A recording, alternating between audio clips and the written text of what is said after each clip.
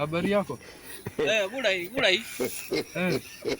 Habari yake. Wapo mkeni ukakuwa mkeni unatoka wapi? Unajua mimi ni mkasa wa hii kijiji. Mimi ni mgeni nimetoka huko Ucha kwa Sali na Nyuki.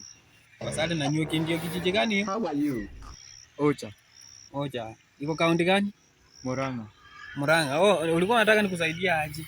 Nimepotea, nilikuwa nimekuja kutembelea manzi wa mimi huku hivi. Manzi wako?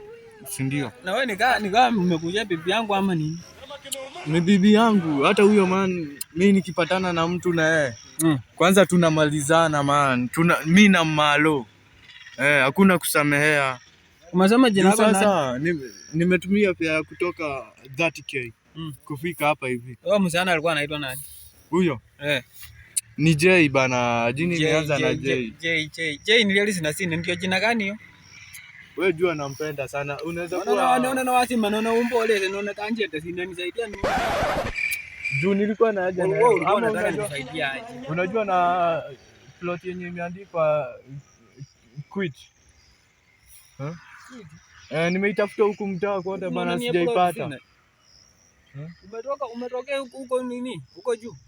Nyumete na huko rogo gwale ugoikorokete yo. Niendete onge mandanze Yesu yako huko. Yeye ni luka gani unaongea? Abai. Ndio nini? Olosha nini sine. Sasa ulikuwa unataka nikusaidia aje? Like mimi ni mkasa wa hii kijiji. Mimi nasaidianga, mimi hata na kuanga pastor.